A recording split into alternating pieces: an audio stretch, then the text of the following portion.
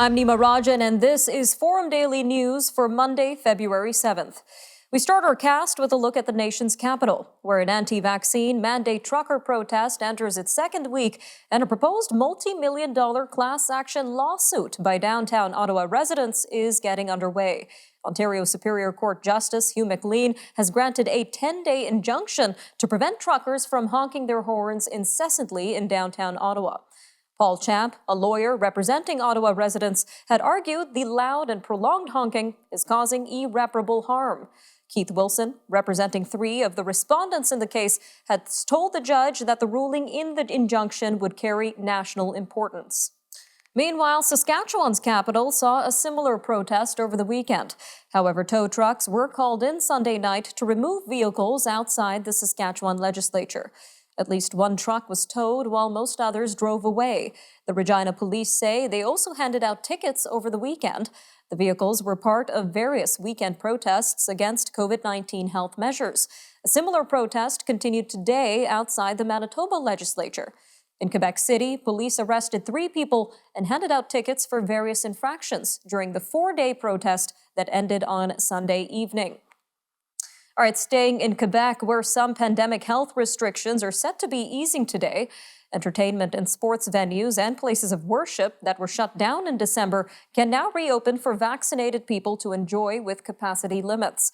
Cinemas, theaters, concert halls, and sports venues like the Bell Centre can reopen at 50% capacity or a maximum of 500 people. In Nova Scotia, residents are still recovering 3 days after a snow and ice storm left 120,000 people in the dark. More than 7,000 residents were still without power at noon on Monday after the weekend storm. A Nova Scotia Power spokesperson says the worst-hit parts of the province are the Cape Breton area and the Antigonish region. All right, well, to the west, BC and federal agriculture ministers have announced a $228 million recovery package to support the BC agriculture industry's recovery from devastating floods last November. Record rains combined with overflowing rivers swamped farmland in several areas of southern BC and Vancouver Island.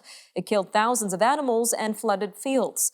Government officials are billing the funding as the largest ever recovery program for the sector. A famous Holocaust Memorial Museum is expanding with a new, bigger, and more interactive location opening its doors in 2025. The Montreal Holocaust Museum's director says the opening will coincide with the 80-year anniversary of the liberation of the Auschwitz concentration camp. The new site will include larger spaces for permanent and temporary exhibits, classrooms, a 150-seat auditorium, a garden, and a room for interactive testimonies presented by survivors in hologram form. Meanwhile, Inuk musician and activist Tanya Tagaq says it's time for people to wake up and understand they also have a responsibility to push back against the hatred for Canada's Indigenous peoples. She says her new album, Tongues, is a reminder to Canadians that they can no longer turn their head to the atrocities inflicted on Indigenous children. She pointed to online forums where she has read messages celebrating the mass graves recently discovered at former residential schools. A new survey paints a troubling picture of mental health in Ontario. It suggests more people in the province are accessing mental health support than at any other time during the COVID-19 pandemic. The Canadian Mental Health Association poll indicates 24% of respondents have sought help for mental health challenges. This was compared to 17% last winter and 9% almost 2 years ago. Camille Quenneville, the association's CEO, says the survey results are concerning as they indicate the mental health of those living in the province is not improving. Meanwhile, a new stamp commemorating Queen Elizabeth's Platinum Jubilee is available to grace Canadian mail as of today. Canada Post unveiled the stamp on Sunday, which features the Royal Mail's profile of the Queen, sculpted by Arnold Machen. As Canada's head of state, Queen Elizabeth has been featured on more than 70 Canadian stamps. They have been issued for royal visits, historical events, and the Queen's silver, golden, and diamond jubilees. And now for an update on Team Canada at the Beijing Olympics. Canada has pulled off a surprise medal performance in the mixed team ski jumping competition. The Canadian team of Alexandria Loutet, Matthew Sugup, Abigail Strait, and Mackenzie Boyd-Klaus placed third, Slovenia won the gold medal while Russia took silver. Canada had never won an Olympic medal in any ski jumping discipline before. All right, stay with us. We'll be right back after the break with a look at the Queen's Platinum Jubilee with Dr. Michael Jackson. We'll be right back. Stay with us.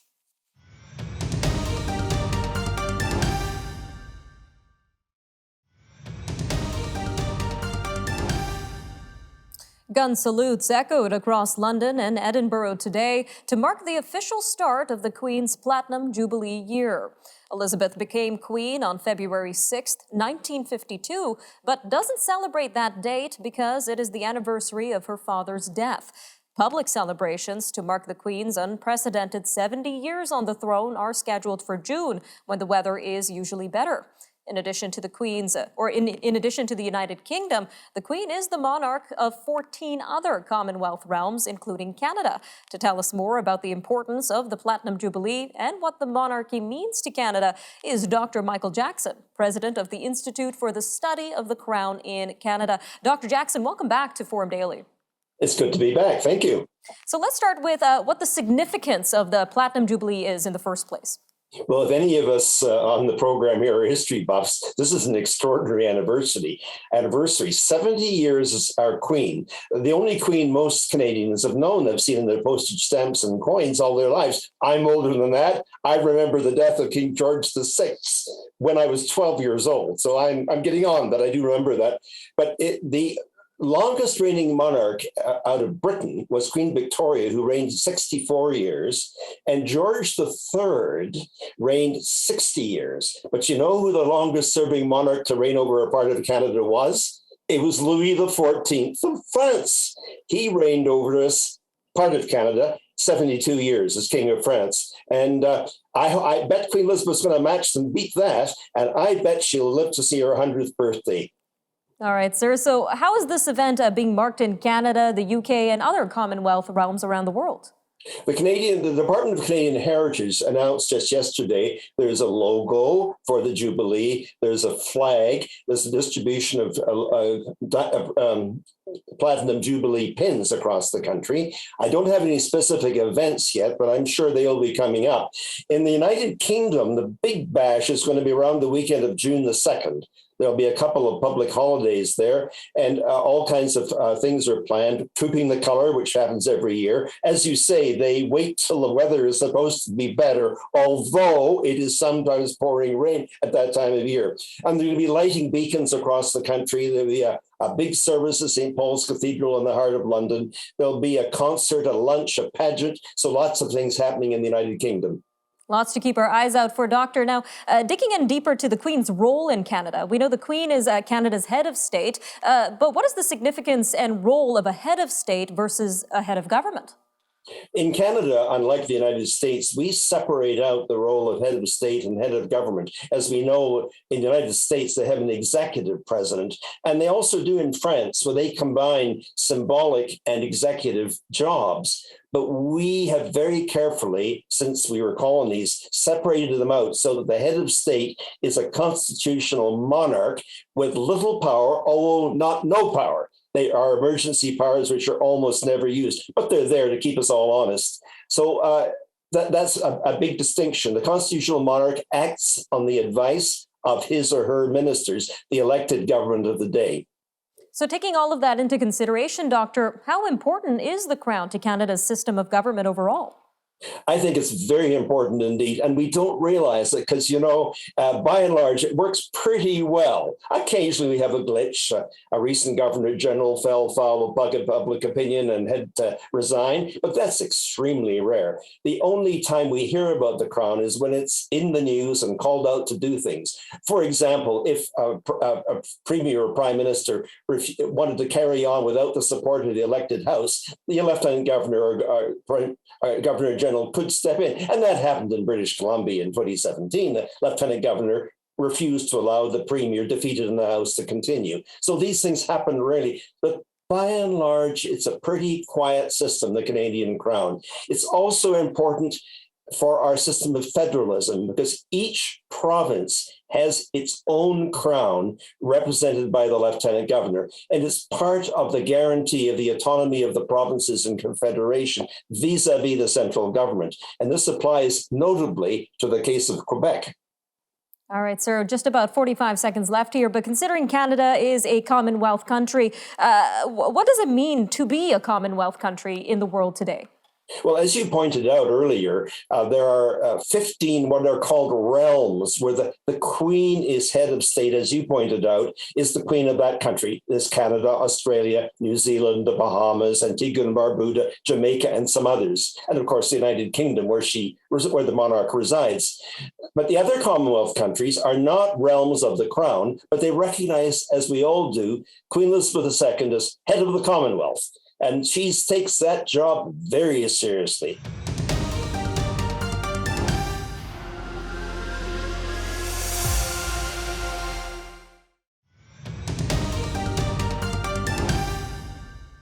The fight for justice over Ukrainian International Airlines flight PS752 continues as experts say more needs to be done.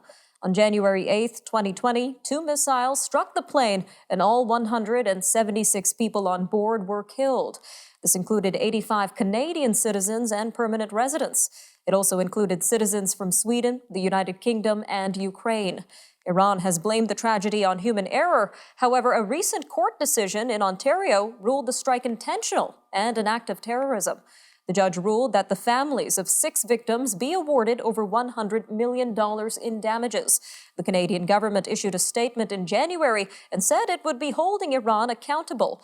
But in a recent article in the Hill Times, one expert says Canada must do more. And with us to talk more on this is Mr. Zvi Khan, a research fellow focusing on Iran at the Foundation for Defense of Democracies. Sir, welcome to Forum Daily. Thanks so much for having me. Now, we mentioned an Ontario judge ruled that the downing of flight PS752 was intentional and an act of terrorism. So take us back to what led to this ruling in the first place. Well, ever since the downing of flight PS752, Iran has engaged in a campaign of concealment and obfuscation regarding its role in the downing of the plane. It claimed that it was downed by human error, but in the 2 years since then, a lot of compelling indicators have indicated that Iran may have played a greater deliberate role than it originally led on. For example, Iran has been harassing the families of members of PS752, the families of the victims of PS752. They have destroyed evidence. They've prevented international inspectors from accessing the crash site. They've also, if you look at the shoot down themselves, it shows that Iran was positioning the air defense missile system right near the shoot down, even though this was right near Tehran's international airport. So why was Iran doing that? Also, when you look at the technical capabilities of the staff who monitor and who engaged the flight, it shows that they were quite actually experts in identifying planes like that. So it's very unlikely that they would be able to mistake a cruise missile for an airplane. And I think based on these indicators and many others, there's ample reason to suspect Iran's official story. All right, some very interesting information there. Now, this Ontario judge is demanding the families of 6 victims be awarded millions of dollars in damages. What do we know so far about the governments of the other 3 countries and what they've called for Iran to do? Well, they too have called for Iranian accountability. They've called for truth. They've called on Iran to come clean. But for the most part, what we've seen from all these countries, including Canada, is just really a lot of rhetoric. They're calling on Iran to do this. They're calling on Iran to do that. But they haven't been putting any coercive pressure, any consequences on Iran for its behavior. And I think until they do that, it's unlikely that we're going to see any real change of behavior by Iran. Now, in a recent statement, the countries did indicate that they would look to further action pursuant to international law. They've given up on negotiations. But it's unclear yet what they would actually do. So I think in the coming weeks and months, Canada and its allies are going to have to fundamentally reassess their position and to make a real determination of really what Iran has done and what the consequences of that should be. All right, so just about a minute and a half left here. But going back to an article to the Hill Times, where you and the Association of Families of Flight PS 752, you're suggesting that Canada can do more in this situation. So what steps can Canada take here? I think there are a range of steps Canada can take. It can refer Iran to the International Civil Aviation Organization, which is a UN body tasked with devising global standards for aviation. It can refer there, which in turn can go to the International Court of Justice. The RCMP could conduct independent investigation of the shooting. To date, it inexplicably has not done so. Instead, it's been assisting the Ukrainian investigation. On top of that, Canada should impose global Magnitsky sanctions on the perpetrators of the perpetrators of the shoot down, and it should also designate, I think, the Islamic Revolutionary Guard Corps as a terrorist organization. Islamic Revolutionary Guard Corps, or the IRGC, is the entity that oversaw the shoot down of Flight PS 752, and there should be real consequences of that that Canada should impose. A quick 30 seconds left here, Mr. Khan, but what's at risk here if Canada does not take these steps and hold Iran accountable? Well, first and foremost, this is about justice. This is about truth. What happened with the downing of Flight PS 752? I think Canada has a responsibility to get down to the bottom of what happened and to give some closure, I think, to the families of the victims. 176 people were killed, and yet they don't have closure. They don't know what happened, and Iran has not come clean. I think this also sends a really terrible, if Canada fails to act, I think it sends a really terrible message about what Iran can get away with in the international system.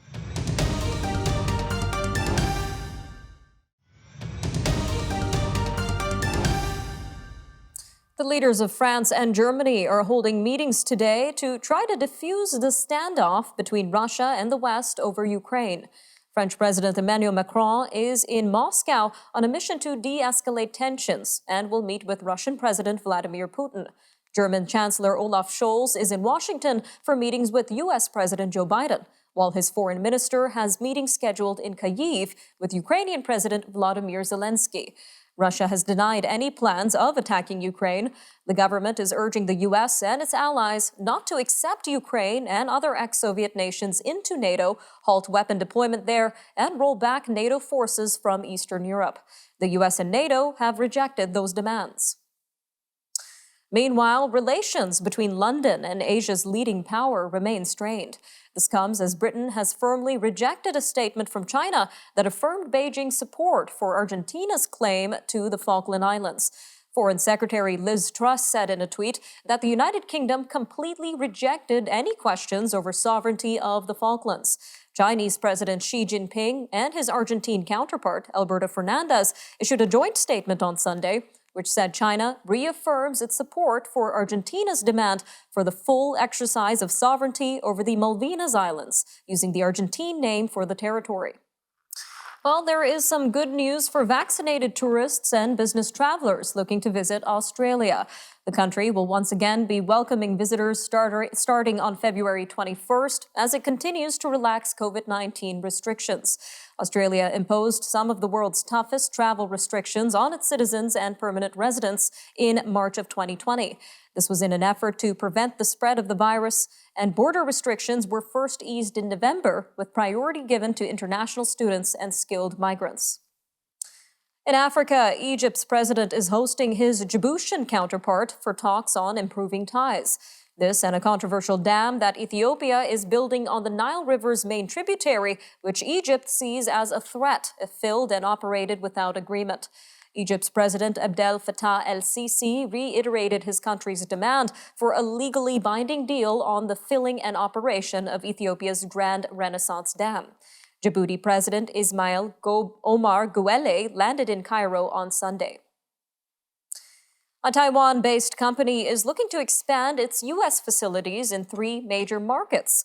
Global Wafers, which supplies silicone wafers to semiconductor manufacturers, says it will invest $3.6 billion in facilities in Asia, the United States, and Europe.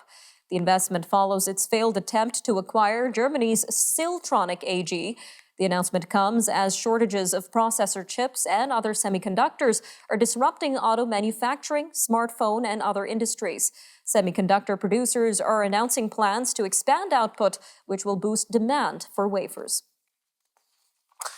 A 5-day rescue mission in Morocco has ended in tragedy. A funeral was held today for a 5-year-old boy whose body was recovered from a 32-meter deep dry well where he was trapped. Rayon's body was pulled out Saturday night after a rescue operation that captured global attention. Mourners from all over the country paid their respects to the boy's family as workers fill in the massive hole they dug to try to rescue the child. Across the African continent, parts of the island nation of Madagascar are recovering from Cyclone Batsarai. Officials say the storm caused the deaths of 20 people and made more than 55,000 others homeless after slamming into the island's eastern coast. The National Meteorological Department said Monday that the tropical storm weakened quickly after hitting Madagascar late Saturday. The storm missed the capital and posed little risk to other parts of the island, apart from heavy rainfall. Turning to Europe, where Britain and Ireland have dropped their plans to submit a joint bid to host the 2030 World Cup. Instead, they will focus on trying to stage the 2028 European Championship. Europe has been leading opposition to the FIFA president's push to hold World Cups every 2 years instead of every 4. And back here home in Canada, a Métis beater from Manitoba is heading to Paris Fashion Week. Jessie Pruden says she started beading as a way to deal with the stress of the pandemic. She was asked to create a collection for New York-based retailer Flying Solo. 2 weeks ago, Flying Solo messaged Miss Pruden again that one of the Paris Fashion Week designers has dropped out due to production issues and asked if she wanted to take the spot. Paris Fashion Week is set to run from February 28th to March 8th. All right, I'm Nima Rajan, and that'll do it for your look at national and international news for today. Remember, for more news on demand, you could always visit our website, thenewsforum.ca, or follow us on Facebook, Instagram, and Twitter. All right, take care, Canada. We'll see you next time on Forum Daily News.